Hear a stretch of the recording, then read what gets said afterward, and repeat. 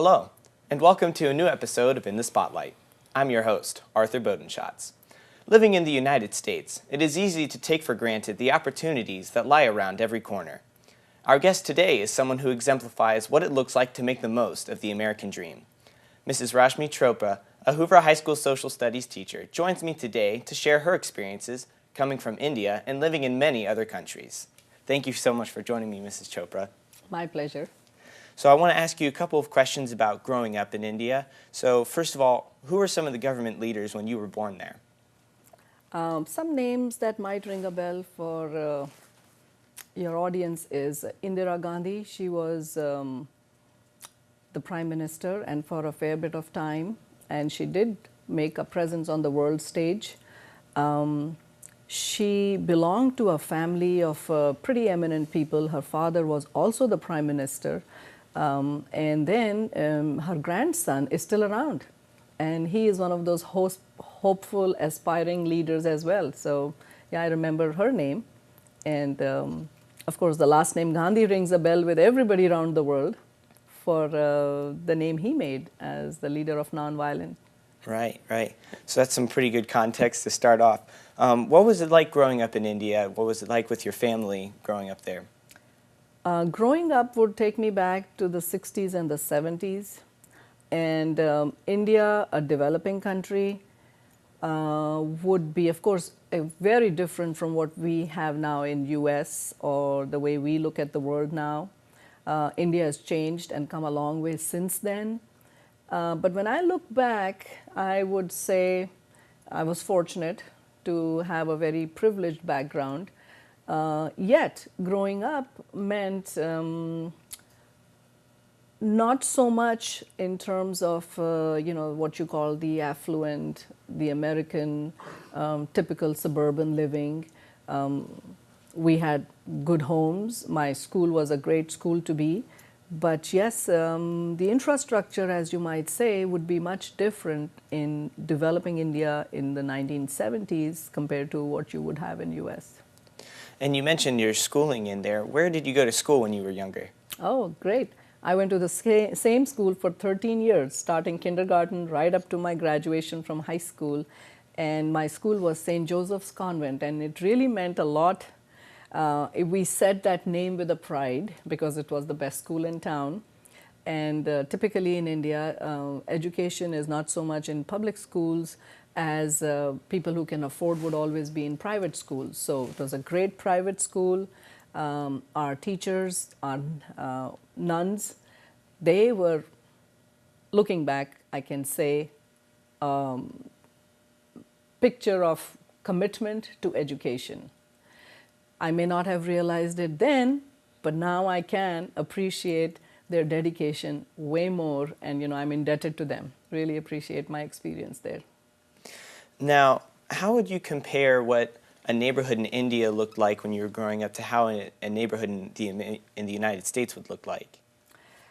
That is an important question, and I tell you, for the bulk of what you call the middle class, a suburban Indian town would be the same. Maybe the streets may not be that broad, but it would be a nice home with a front yard and a backyard. You would have parks in the neighborhood. But this is also true that a huge percentage would be living in the villages, which were really lacking in infrastructure facilities. And so that would probably make travel a little bit more difficult. Well, traveling to school would be in a school bus. Mm-hmm. School would be far away. So, yeah, the concept of school buses was always there. So you didn't have to walk to a school nearby. You would be bused to a school because you chose to be in a private school. And public transportation played a little bit more of a role. Public transportation provided by the school, so you weren't really venturing out on your own. And would there be some children who had to walk the distance or be on their own? Yeah, there would be schools like that too, but fortunately, I had a different experience. And continuing a little bit with transportation, how did you get to shopping centers? Where were the places that you shopped the most? Mostly the neighborhoods. So yes, a lot of people did have cars, but not as many as you would assume in United States. So shopping experience was like a neighborhood strip mall kind of a thing. And I think you are also checking on what kind of facilities would be there. No, you wouldn't have these big mega stores and malls and fancy places. It would be more like stores, mom and pop stores, more based on necessity rather than the pleasure of shopping for the sake of shopping. Sure, you would have, a lot of glitter and glamour and crowds milling around because it's a very populated country. So you would have crowds, but not in terms of things just spilling over and, retail is therapy kind of mentality was certainly not there. Right. Would you say that you prefer shopping in, or what shopping was like in India compared to the United States now? I must confess that shopping is much easier in United States, but maybe it's also part of growing up that I have kind of moved away from the desire to shop. And if you are thinking of just buy what you need, then you just take shopping at its face value and move on. Of course. Now, of course, you're here with us today, and you grew up in India. So could you share with us a little bit of how you came to the United States in the first place? My experience would be a little different from some of the other not such happy ones. And I say that because my husband works for a multinational. And when we moved years back, we moved from India to Canada because of his job. And Canada was a great experience. I would say it's really, really a very friendly and immigrant-friendly country. And then moving to United States, we came along with his job as well. So that comfort of having a secure kind of like an umbilical cord that was taking care of us was always there. But yes, it is new to come to a neighborhood, to come to a town, to find your bearings, find a place to live, get your kids into school system, get to know people. You are an alien, sort of, in many ways. So you find your way around. How did you get into teaching in the first place? I taught briefly in a public school in India, and I didn't really work for too many years because I guess demands of family. I have two boys, and I chose when they came along to give up teaching as a profession. I guess I was fortunate to have the flexibility of being a full-time mom. And then we moved to Canada in 1990. The first thing that came to my mind, because my kids were young, I didn't want to be an office situation. I wanted to be where they were going to be. So I got lucky, and when my son went to kindergarten, I was a kindergarten teacher. When he went to first grade, I was a first grade teacher.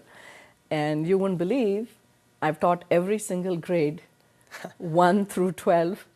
And of course, my two sons are grown up and gone, but I'm still stuck in school. I haven't graduated. So it's been great. And I've enjoyed every bit of it. I've taught in India, I've taught in Canada, I've taught in US, I've taught at Kent State University. And so different age groups and different subject areas. Right. But it's been a learning experience for me. What a wonderful variety of experiences. Yes. Do you have a favorite age group that you've taught so far, or a certain year that was a highlight for you? I think I like high school the best. That's why I gravitated to it. And the highlight would be just the whole bit, but it is refreshing. Every year that walks in, you have a new set of students, and they're bright-eyed and bushy-tailed and ready to learn. So, the more you have of those who want to learn, the more you love your job. Right. And what a great way to draw energy from them. Yes. What comparisons would you say that you find from teaching in India and the U.S. as far as the students go? What attitudes do you see are different? One thing I've learned is human beings everywhere are the same. Their environment not be identical.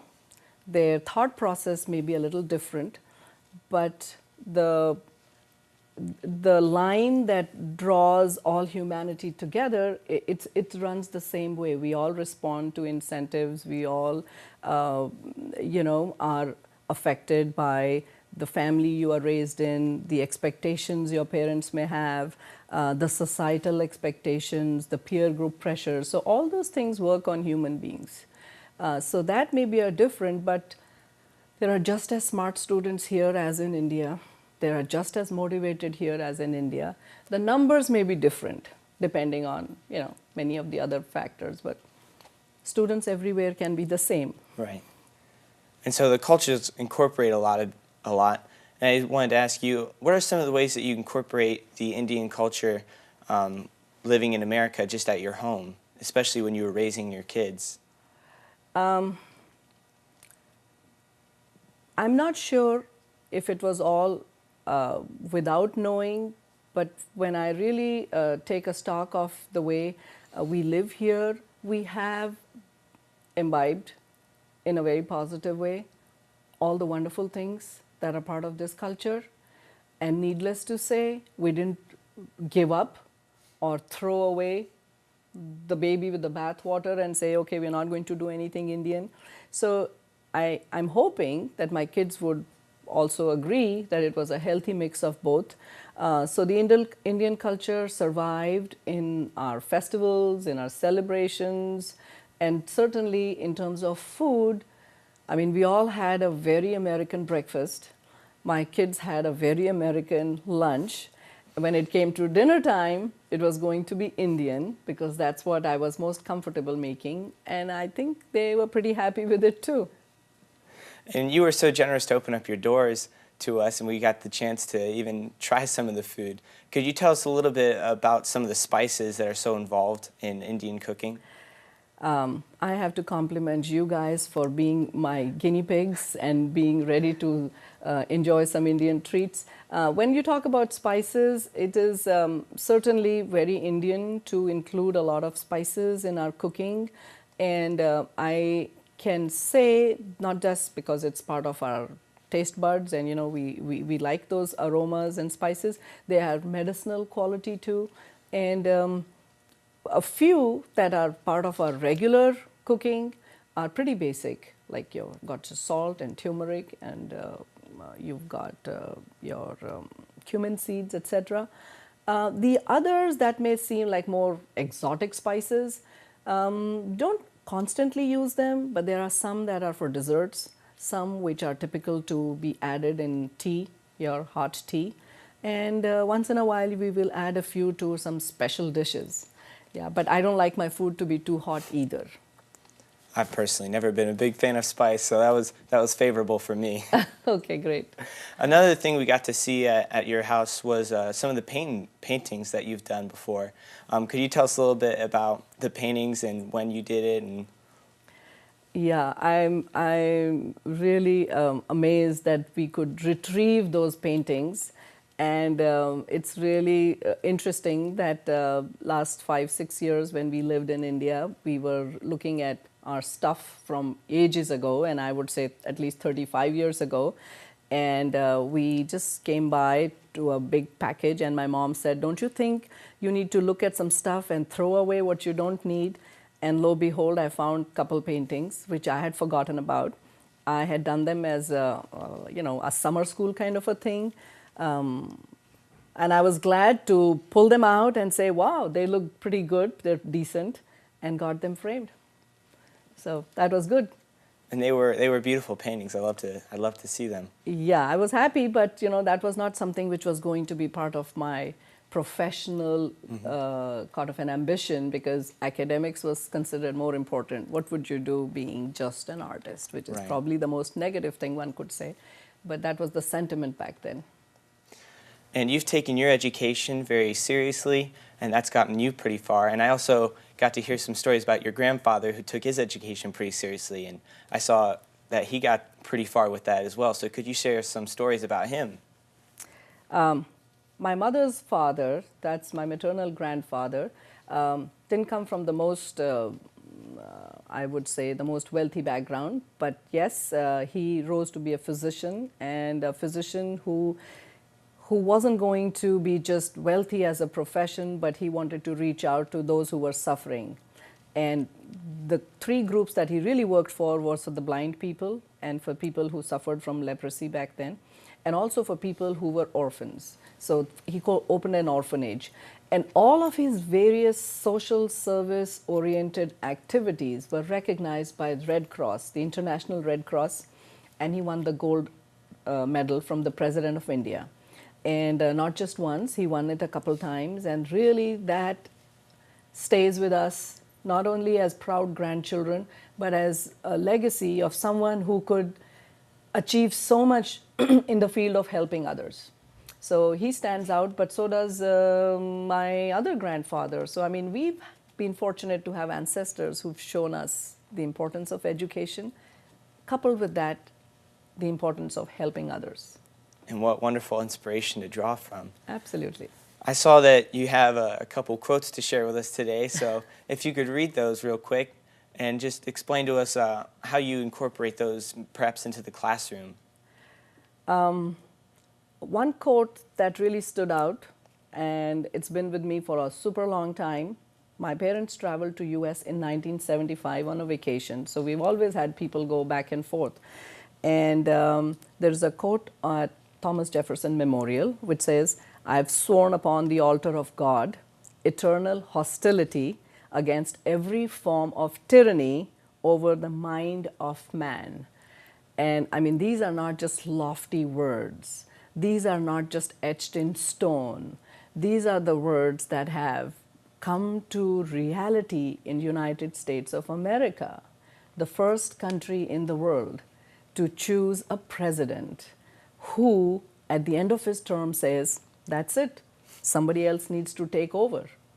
I mean, that is such a monumental shift in the way people will choose a leader, while other countries always had kings and queens. So America stands out as, I think, the beacon of democracy. You know, what more can be said that they didn't just talk about these words, they brought it to reality. So I think I try to do that with my government class, tell them how proud they need to be of a country that is the champion of human liberty. That's quite special. It is. And it's been such a pleasure talking about your experiences, Mrs. Chopra. I'm so happy that you got to share some of the wisdom. I know there's so much more that you have to offer. So thank you so much for joining me. I can't thank you enough for inviting me in. And it was wonderful working with you and getting to speak to you. It's been an honor. Understanding other cultures is something that is unfortunately uncommon in America. But by talking with people like Mrs. Chopra, we could become a more knowledgeable society. Divisions are often bridged with open-mindedness. So whatever you have taken from this show, I hope you are able to allow cultural knowledge to help shape your world perspective. Thank you for joining me for this episode, and keep your eyes out to see who is next to step into the spotlight.